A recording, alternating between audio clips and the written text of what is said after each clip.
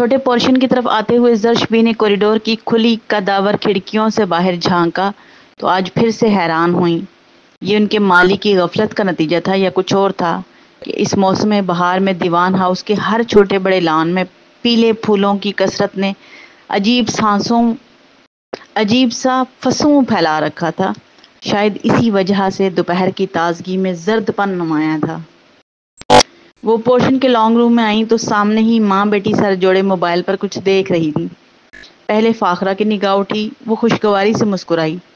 اللہ خیر، آج چھوٹے پورشن کو بڑے لوگوں نے بھی رونق بخشی۔ وہ استقبال کے لیے آگے بڑھی تو گرم جوشی کا مظاہرہ کرنے کے ساتھ گلہ کرنا بھی نہیں بھولی کہ وہ ماں بیٹی ہفتے میں بڑے پورشن کے 4 چکر لگا لیتی ہوں گی، مگر زرش بھی کبھی مہینوں بعد ہی ادھر آتی تھی۔ انہوں نے آج بھی بہن کے شکوے کا جواب ایک مسکراہٹ سے دیا، پھر وہ اس صوفے کی طرف آئیں جہاں سمن بیٹھی تھی۔ وہ جانتی تھیں کہ سمن ان سے ناراض ہے۔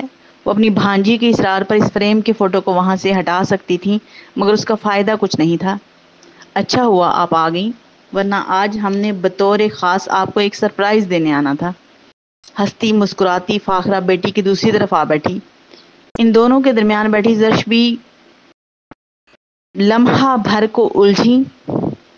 اگلے لمحے ان پر سرپرائز کا عقدہ کھلا تو ان کا بھجا موڈ ایک دم بحال ہوا۔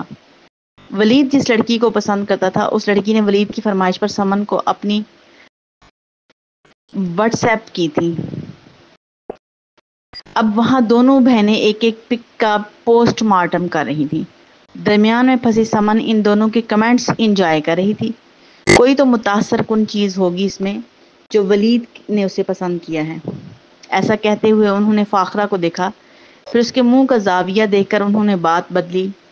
میرا مطلب ہے تصویروں میں تو صرف اسٹائل، ڈیزائنز اور برانڈز ہی نمایاں ہیں، اوپر سے آدھا چہرہ تو بالوں نے ڈھک رکھا ہے، شکل و صورت کا پتہ ہی نہیں چل رہا۔ انہوں نے عجیب سی آہ بھری۔ آنٹی، اب تو سبھی لڑکیاں اپنی ہونے والی سسرال کو اس قسم کی پکس دکھاتی ہیں تاکہ وہ ان کا شاپنگ اسٹائل چیک کر سکیں۔ سمن آنٹی کی بات پر اپنی ہنسی کو سمیٹنے میں ناکام ہو رہی تھی۔ فاخرہ نے بیٹی کو خفگی سے گھورا اور اسکرین پر انگلیاں چلاتے ہوئے ایک تصویر پر ہاتھ رکھا۔ آپا ذرا دیکھیں، اس تصویر میں ایمان نے بال سمیٹے ہوئے ہیں تو چہرہ واضح طور پر نظر آ رہا ہے، اور یہ لباس بھی خاصا ڈھنگ کا ہے۔ آپا اس تصویر کے متعلق کچھ کہنا ہی چاہتی تھیں کہ تبھی انہوں نے ولید کو اندر آتے دیکھا۔ ارے ماشاءاللہ، ابھی تمہارا ہی ذکر ہو رہا تھا۔ فاخرہ کے انداز اور لب و لہجے میں خوشی چھلکی۔ اچھا، ایک مختصر سا ہنکارا بھرتے ہوئے وہ رسمی دعا سلام کے بعد وہاں اس انداز میں ٹھہرا جیسے آگے جانے کی جلدی ہو۔ اسے اندازہ تھا کہ اس کا ذکر کس وجہ سے ہو رہا تھا۔ ہم ابھی آنٹی کو ایمان کی پکس دکھا ہی رہے تھے۔ سمن کی آواز میں ایک والہانہ پن تھا جو ایسے موقعوں پر ایک بہن کی باتوں میں چھلکتا ہے۔ وہ سمن کی بات پر ٹھٹکا، پھر 2 قدم پیچھے آیا۔ تو پھر آنٹی کو ایمان پسند آئی؟ اس کے استفسار میں کچھ تھا کہ زرش بھی چونکی۔ مطلب ایمان آپ سب کے معیار پر پورا اترتی ہے یا پھر مجھ سے انتخاب میں غلطی ہوئی ہے؟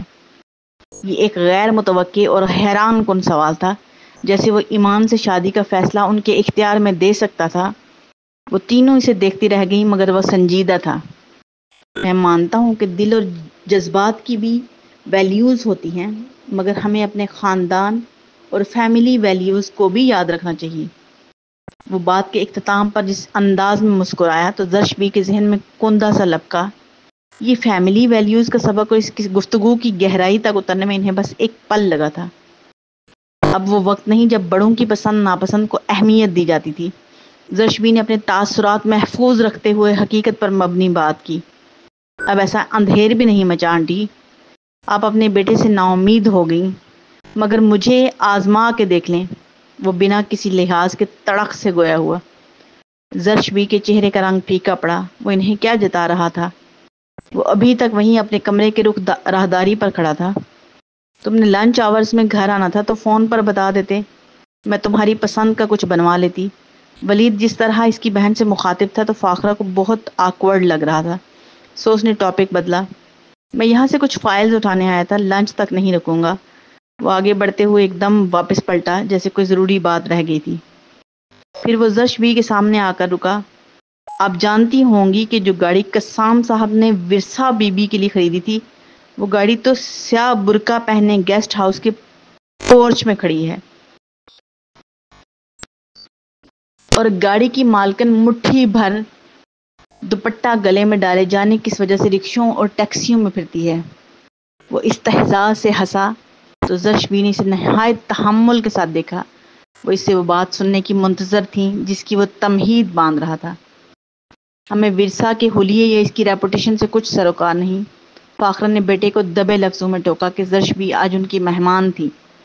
ٹھیک ہے، اس کی ریپوٹیشن سے ہمارا کوئی تعلق نہیں، لیکن اس انکم کا تو اس سے تعلق ہے جو ہماری محنت کی کمائی ہے اور اس پر لٹائی جا رہی ہے۔ اس نے اپنے لہجے کی تلخی کو چھپانے کی کوشش نہیں کی تھی۔ فاخرہ نے سپاٹ انداز میں بیٹھی بہن کو بے بسی سے دیکھا۔ اب اسے سمجھا سکتی ہیں تو سمجھائیں کہ ہم دن رات ایک کر کے اس کے لیے نہیں کماتے۔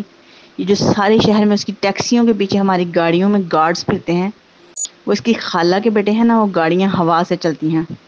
اس کے لہجے کی برہمی اور آواز کی تیزی ناقابل برداشت ہی نہیں، قابل اعتراض بھی تھی۔ سمن اور فاخرہ نے اسے تحیر کے ساتھ دیکھا جو اپنے کمرے کی طرف جا رہا تھا۔ زرشبی نے ایک گہرا سانس لیا۔ اب چلتی ہوں، ظہر قضا ہو جائے گی۔ وہ اتنا کہہ کر ہی رخصت ہو گئی۔ وہ دونوں ماں بیٹی اپنی نشست سے ہل بھی نہیں سکی۔ کچھ دیر پہلے وہ تینوں خوشباش موڈ میں باتیں کر رہی تھی، پھر ورثہ کے تذکرے نے ماحول کی خوشگواریت کو کسی افریت کی طرح نگل لیا تھا۔ کاش ان کے پاس کوئی جادو منتر ہوتا، وہ دیوان ہاؤس سے اس گیسٹ روم کو لمحوں میں غائب کر سکتی۔ قسام انگلینڈ سے وہ مقابلہ